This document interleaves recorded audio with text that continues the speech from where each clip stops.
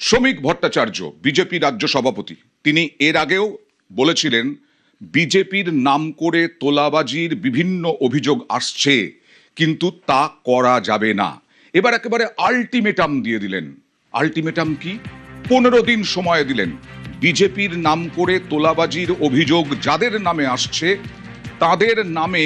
তাদের নামে অভিযোগ তারপরে এলে বিজেপি কি জিনিস বুঝিয়ে দেওয়া হবে। আগে দেখে নেওয়া যাক কি বললেন শ্রমিক ভট্টাচার্য।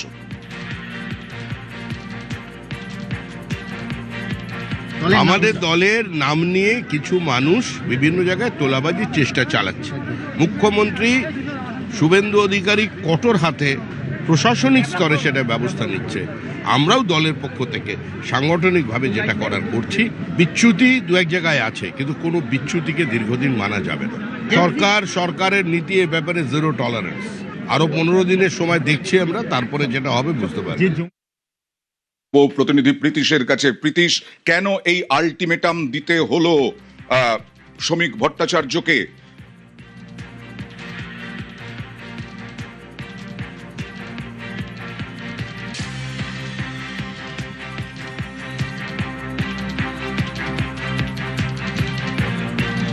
আরো একবার আপনাদের জানাই, শ্রমিক ভট্টাচার্য এর আগে বারবার বলেছেন, বারবার হুঁশিয়ারি দিয়েছেন, কিন্তু এবার একেবারে আলটিমেটাম দিলেন। অভিযোগ আসছে গত 15 বছর ধরে, যে অভিযোগ বারবার এসেছে তৃণমূলের বিভিন্ন নেতার বিরুদ্ধে, তৃণমূলের বিভিন্ন কর্মীর বিরুদ্ধে তোলাবাজির। বিভিন্ন নেতা, পঞ্চায়েত প্রধান থেকে আরম্ভ করে কাউন্সিলরদের যারা সহযোগী তাদের বিরুদ্ধে তোলাবাজির অভিযোগ এসেছে। তোলাবাজির অভিযোগে জেলও যেতে হয়েছে অনেককে। কিন্তু এই বিজেপির নামে তোলাবাজি পালাবদলের পরে, এর আগে শ্রমিক ভট্টাচার্য বলেছিলেন 4 ঘন্টার যারা বিজেপি, অর্থাৎ 4 ঘন্টা পরে 12টার পরে যারা বিজেপি হয়েছেন, চৌঠা মের দুপুর 12টার পরে তারাও নাকি তোলাবাজি শুরু করেছেন বিভিন্ন জায়গায় বিজেপির নাম করে। স্বপন দাশগুপ্ত অর্থমন্ত্রী, রাজ্যের অর্থমন্ত্রী, তিনিও কি বলেছিলেন এই গতকাল তিনি কি বলেছিলেন স্বপন দাশগুপ্ত, দেখুন। এই যে তোলাবাজি বন্ধ হয়েছে, রাজস্বটাই বেড়েছে।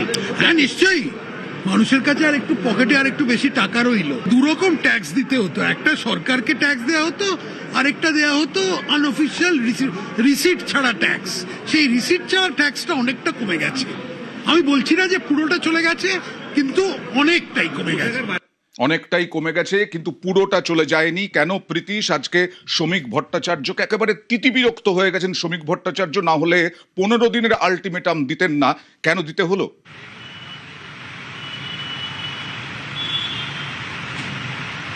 দেখো, আগামী যে সমস্ত নির্বাচনগুলো আসতে চলেছে তার আগে কার্যত এই বিষয়টা, অর্থাৎ তোলাবাজির যে অভিযোগ, সেই তোলাবাজির অভিযোগ কিন্তু যে একটা বড় সমস্যা হয়ে দাঁড়াতে পারে তেমনটা কিন্তু মনে করছেন বিজেপি রাজ্য সভাপতি শ্রমিক ভট্টাচার্য। কেননা গত 4 তারিখের পরে, অর্থাৎ নির্বাচনের ফলাফলের পরে যারা বিজেপিতে এসেছিলেন বা বিজেপিতে এখনো পর্যন্ত যারা যোগাযোগ করেননি, মানে যারা জয়েন করেননি, সেই যে সমস্ত লোকজন রয়েছেন তারা নিচুতলার সঙ্গে বিজেপির যারা কর্মীরা রয়েছেন তাদের সঙ্গে মিলেমিশে যাচ্ছেন। এবং মিলেমিশে গিয়ে যে তোলাবাজি করার যে অভিযোগ, সেই অভিযোগ কিন্তু বারংবার সামনে আসছিল বিজেপি রাজ্য সভাপতি শ্রমিক ভট্টাচার্যের কাছে। এবং তারপরই শ্রমিক ভট্টাচার্য তিনি কিন্তু কার্যত 15 দিনের যে সময়সীমা, সেই সময়সীমা তিনি কিন্তু বেঁধে দিয়েছেন। এবং 15 দিনের মধ্যে এই সমস্ত লোকজনকে চিহ্নিত করতে হবে, এবং চিহ্নিত করার পরে 15 দিনের মধ্যে যদি তারা শান্ত হন ভালো, বা তাদের বিরুদ্ধে কোনো রকম কোনো যদি তোলাবাজির অভিযোগ যদি বন্ধ না হয়, তাহলে কিন্তু দলের তরফ থেকে এইখান থেকে আমার প্রশ্ন যে মুখ্যমন্ত্রী প্রশাসনিক দিকটা দেখবেন, কিন্তু শ্রমিক ভট্টাচার্য যেটা বললেন রাজনৈতিকভাবেও সাংগঠনিকভাবেও ব্যবস্থা নেওয়া হবে, সেটা কিভাবে নেওয়া হবে, কাদের বিরুদ্ধে নেওয়া হবে? কেন দেখো, এখনো পর্যন্ত দলের তরফ থেকে কাউকেই কিন্তু এদেরকে যোগদান করানো হয়নি। শুধুমাত্র 3 জনকেই এখনো পর্যন্ত, যারা তৃণমূল থেকে ইস্তফা দিয়েছিলেন তাদেরকেই বিজেপিতে যোগদান করানো হয়েছিল, এবং তারপর তারা রাজ্যসভায় গিয়েছেন। এবং সার্বিকভাবে এখনো পর্যন্ত নিচু তলায় কোনো তৃণমূল কর্মীকে বা কোনো তৃণমূল নেতাকে সেই অর্থে কিন্তু বিজেপিতে এখনো পর্যন্ত যোগদান করানো হয়নি।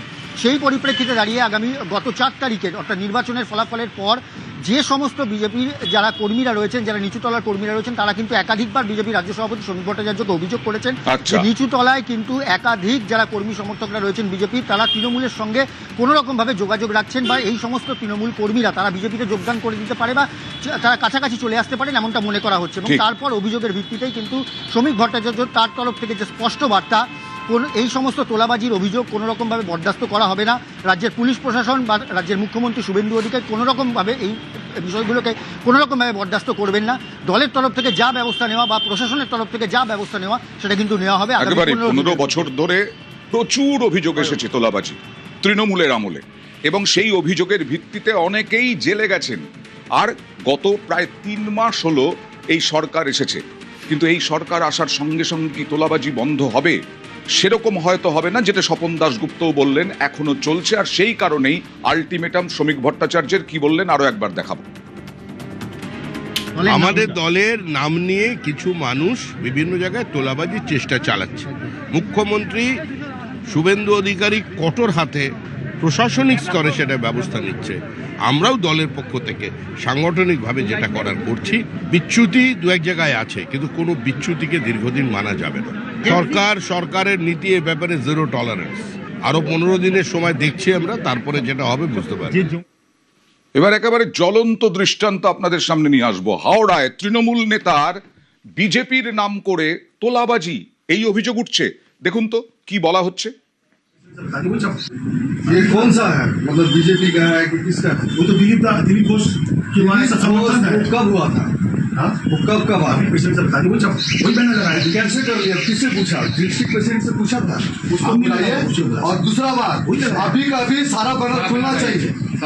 अगर नहीं हुआ तो जहाँ दिखेगा वही मार खाए। और दूसरा कि हॉकर लोग को बोला जा रहा है, मेरे वहाँ पे मेरे मंडल में ढूंढ के आदमी को बोला जा रहा है कि ये हम लोग का बीजेपी का यूनियन है, इसमें ज्वाइन बीएमसी करो। बोला होगा दादा, हम लोग नहीं बोले होगा। अरे वो मोदी जी का फोटो लगा के मेरे मंडल में लगा के रखा है। कौन? क्या आपका बैनर का फोटो दिखा दो। अभी बुला रहे हैं। अब है कि नहीं वो तो अब वो बताएगा ना जो वो पोस्ट दिया है। हाँ, अभी बुला रहे तन्मय को भी बुला रहे हैं।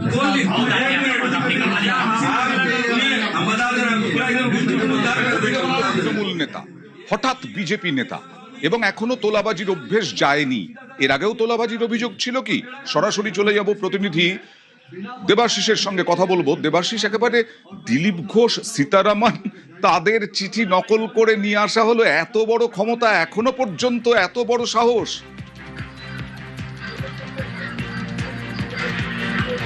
একেবারে এত বড় সাহস তিনি কিন্তু আজকে নতুন এটার এই ধরনের ঘটনা ঘটেছে তা নয়। আচ্ছা। এর আগে কিন্তু একাধিক অভিযোগ তার বিরুদ্ধে রয়েছে। বাবলু সান্তালিয়া, তোমার মনে আছে আমরাই খবর দেখেছিলাম হাওড়া পুরসভার পানীয় জলের ট্যাঙ্ক নিয়ে বিল্ডিং বানানো, এই বিল্ডিং বন্ধ হয়েছিল। কে সেই প্রমোটার? এই বাবলু সান্তালিয়া, যার বিরুদ্ধে অভিযোগ করেছিল হাওড়া পুরসভা।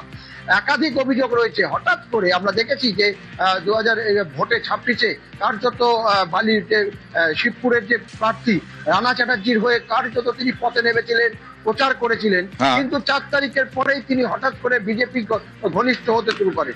এমনকি হাওড়া শহরের বিস্তীর্ণ এলাকায় এই ভারতীয় জনতা ট্রেড ইউনিয়নের নামে পোস্টার, তার ছবি দিয়ে সহ সভাপতির নাম করে বিভিন্ন জায়গায় পোস্টার লাগিয়ে দিলেন, বিল ছাপালেন। বিল ছাপিয়ে টোটো চালক, দোকানদারদের থেকে তারা টাকা নিতে শুরু করলো। তারা নাকি এই ট্রেড ইউনিয়নের সদস্য পদ নিচ্ছে এবং এই পদ নিলে আর কাউকে টাকা দিতে হবে না, তারা বিজেপির সংগঠন। এবং পোস্টার, ব্যানার সবকিছুতে কার ছবি? নরেন্দ্র মোদীর ছবি রয়েছে, শ্যামাপ্রসাদ মুখোপাধ্যায়ের ছবি রয়েছে। মানে আমরা আরো একবার জানিয়ে দিই জনস্বার্থে যে এই বিজেপির কোনো টোটো ইউনিয়ন, কোনো রকম কিছু নেই, রিক্সা ইউনিয়ন, অটো ইউনিয়ন নেই। আমি বলছি যে বিজেপির জেলা নেতৃত্ব তারা কি জানেন এই সান্থালিয়ার কাণ্ড কারখানার বিষয়ে?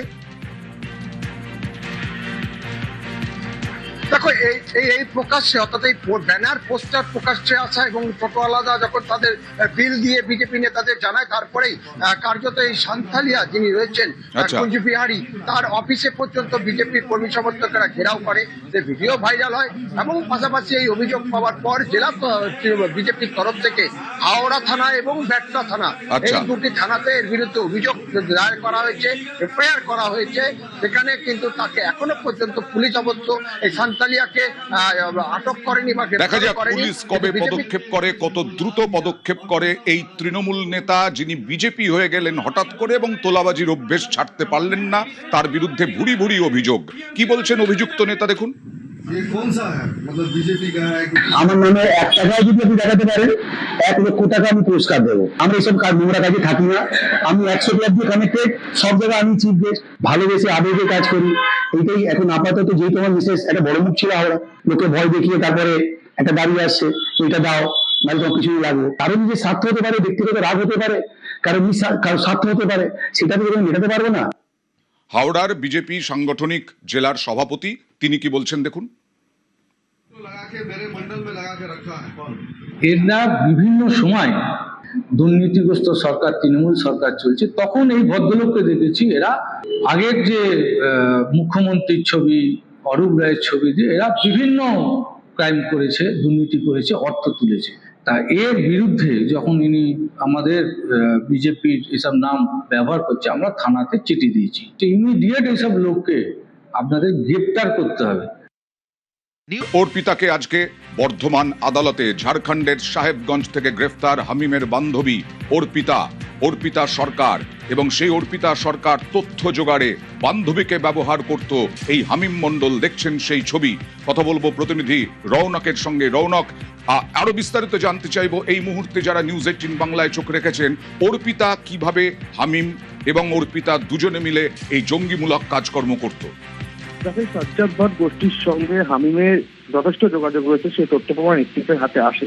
এবং গতকাল যখন এই হামিম মন্ডলের মোবাইল ফোন বাজেয়াপ্ত করা হয়, সেটাই খতিয়ে দেখা হয়, দেখা যায় সমাজ মাধ্যমে এই অর্পিতার সঙ্গে তার নিয়মিত যোগাযোগ রয়েছে। হোয়াটসঅ্যাপ চ্যাটে এমন কিছু বিষয় আধিকারিকরা দেখতে পারেন, তারপরে কিন্তু এই অর্পিতার খোঁজ চালায়। জানা যাচ্ছে যে জানদের আগেও বিভিন্ন জঙ্গি নাশকতার চক্র থেকে যারা ধরা পড়েছে বা গুপ্তচর ভিত্তিতে এই হানি ট্র্যাপের বিষয়টা বারবার উল্লেখ হয়েছে। জানা যাচ্ছে অর্পিতাই ছিল এইখানকার মূল কাণ্ডারি।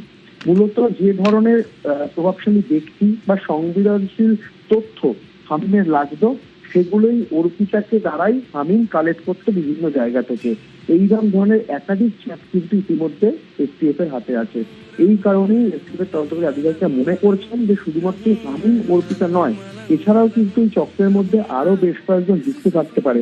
এবং এই বিষয়টা উড়িয়ে দেওয়া যাচ্ছে না যে রাজ্য জুড়ে কোনো স্লিপার সেল ছিল কিনা, যেটা ওপর থেকে কোনো নির্দেশ আসলেই এই হামিমের মাধ্যমেই তা অ্যাক্টিভ হয়ে যেত কিনা। অর্থাৎ কি উদ্দেশ্য ছিল তাদের, কোনো নাশকতার ছক, নাকি যে মুখ্যমন্ত্রীর গতিবিধি লক্ষ্য করা, মুখ্যমন্ত্রী কোথায় কখন যাচ্ছে বা মুখ্যমন্ত্রী সম্পর্ক বিস্তারিত তথ্য জোগাড় করা, এই বিষয়টি তারা কেন করছে, মোটিভ ছিল, গোটা বিষয়টি জানার জন্য ইতিমধ্যে একদিকে যেমন হামিম মণ্ডলকে গ্রেফতার করা হয়েছে, অন্যদিকে অর্পিতাকেও তার বান্ধবী। এই যে অর্পিতা যথেষ্ট পারদর্শী, রাস্তাঘাটে এইরকম বুলেট চালানো, তার মানে যথেষ্ট কার্যকরী এই অর্পিতা। এ কি কাশ্মীরে কখনো যাতায়াত ছিল? সাজ্জাদ ভাট গোষ্ঠীর সঙ্গে কোনো একেবারে সরাসরি সম্পর্ক ছিল? দেখো, যেটা জানা যাচ্ছে এখনো পর্যন্ত অর্পিতা সাজ্জাদ ভাট গোষ্ঠীর সঙ্গে সরাসরি সম্পর্ক না থাকলেও হামিম ছিল এর সূত্র। হামিম যে সমস্ত তথ্য বা যে সমস্ত সংবেদনশীল বিষয় জানার চেষ্টা করতো, যেখানে হয়তো হামিম পৌঁছাতে পারতো না, সেই জায়গাগুলোয় কিন্তু কাজে লাগানো হতো তার বান্ধবী অর্পিতাকে। সেই জায়গায় ধরে যেটা আমরা একটু সূত্রে জানতে পেরেছি যে হামিম কিন্তু প্রশিক্ষণও নিয়েছিল এবং জৈশ-ই মোহাম্মদের একাধিক যারা সদস্য তাদের সঙ্গে তিনি কন্ট্যাক্টেও ছিল, এবং রাষ্ট্রবিরোধী এই ধরনের যে কার্যকলাপ করা যে গোষ্ঠী তাদের সঙ্গে কিন্তু হামিমের নিয়মিত যোগাযোগ ছিল। আর এইসব করার জন্য তো প্রচুর টাকা লাগে, সেই টাকা, সেই ফান্ডিং হতো। যেটা জানা যাচ্ছে এখনো পর্যন্ত যে টেরর ফান্ডিং এর একটা বিষয় কিন্তু উঠে আসছে বিভিন্ন জায়গা থেকে, বিভিন্ন এই ধরনের জঙ্গি গোষ্ঠী থেকে। সেই জঙ্গি গোষ্ঠী গ্রুপে কিন্তু হামিমের অবস্থান পেয়েছে আধিকারিকরা, কারণ যে সমস্ত হোয়াটসঅ্যাপ গ্রুপ এই রাষ্ট্রবিরোধী কার্যকলাপে বা বিভিন্ন জঙ্গি সংগঠনের, সেই গ্রুপে কিন্তু এই হামিম রয়েছে, এরকম একাধিক গ্রুপে। সেই জায়গায় যারা টেরর ফান্ডিং এর যে লিঙ্ক, সেই লিঙ্কটাও কিন্তু ইতিমধ্যে সামনে উঠে আসছে। গোটা বিষয়টি তদন্তকারী আধিকারিকরা খতিয়ে দেখছে যে আদতে তার মোটিভ কি ছিল এবং এর পেছনে আরো কারা কারা যুক্ত ছিল বা কোনো স্লিপার সেল মডিউল কাজ করছিল কিনা। জঙ্গি হামিমের ডার্ক ওয়েব যোগ, জোরালো সন্দেহ এটিএস, এসটিএফ এর কট্টরপন্থী বিভিন্ন গ্রুপে অ্যাক্টিভ হামিম। টেরর গ্রুপে ব্যাপক যোগাযোগ, সাজ্জাদের সঙ্গে যোগাযোগে নজর এটিএস এর। পুলওয়ামা তদন্তে একাধিক কট্টরপন্থী গ্রুপের হদিশ পাওয়া যায়, সেই সব গ্রুপেও অ্যাক্টিভ এই হামিম মণ্ডল। তথ্য পাচারে ডার্ক ওয়েবেই ভরসা হ্যান্ডলাররা। সন্দেহ হামিমও ডার্ক ওয়েবেই তথ্য পাচার করত। এর আগেও আমরা দেখেছি বিভিন্ন সময় ডার্ক ওয়েবকে ব্যবহার করা এই দুষ্কৃতী এবং জঙ্গিদের।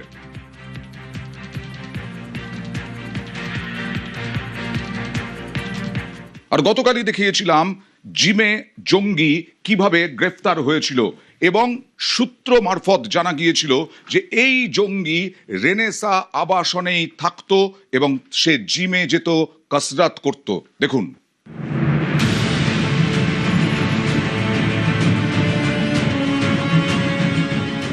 বর্ধমানের খাগড়াগড় নামটা শুনলেই ভেসে ওঠে বিস্ফোরণের ভয়ঙ্কর সব ছবি।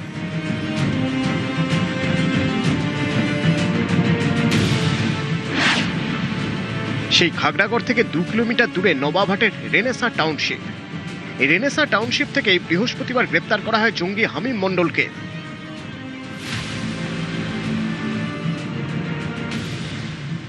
আপনি যেখানে আছেন তার ঠিক ওপরতলায় সেখানে জঙ্গি ধরা পড়েছে হামিম মণ্ডল। কতজন ছিল তারা? আমি যা জানতাম বাবা মা আর ওই ছেলেটাকে নিয়ে আরো দুজন আর কি, 2 ভাই আর 1 বোন ছিল।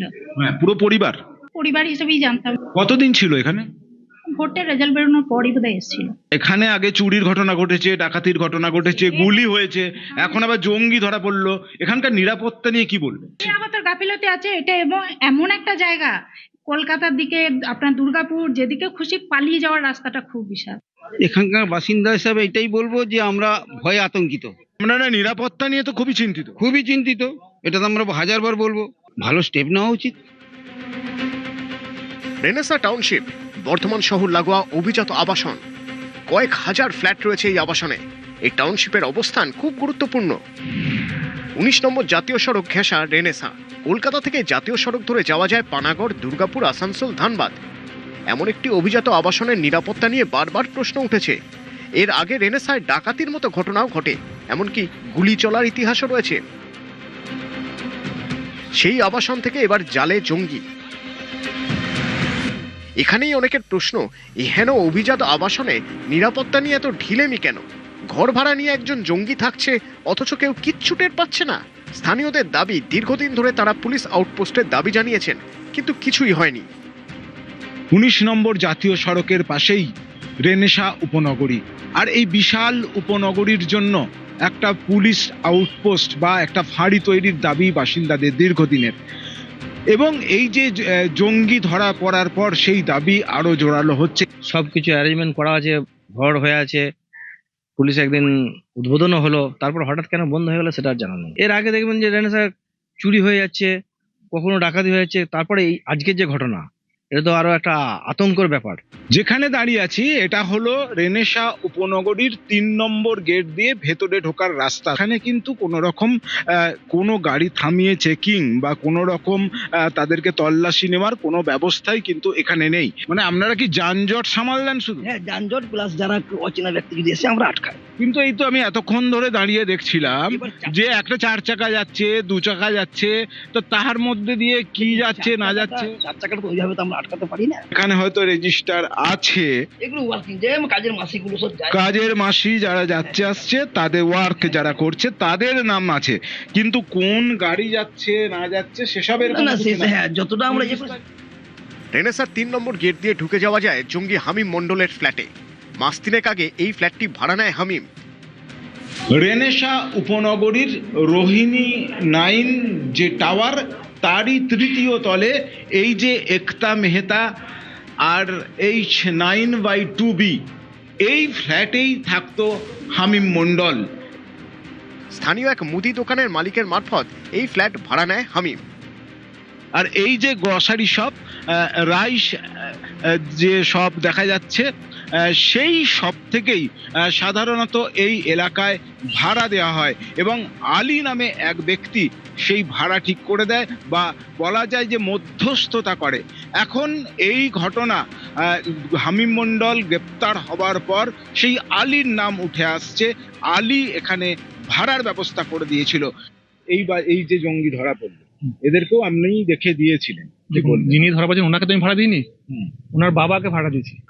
যিনাকে আজকে পুলিশ অ্যারেস্ট করে নিয়ে গেছে, ওনার সঙ্গে এগ্রিমেন্ট হয়নি, ওনার বাবার সঙ্গে হয়েছে এগ্রিমেন্টটা। তো কি করতো বলতো বাবা, কি বলে? ওনার ভাইয়ের কাছ থেকে যেটা শুনেছিলাম যে উনি একটা প্রাইভেট এতে কাজ করেন, কোম্পানি।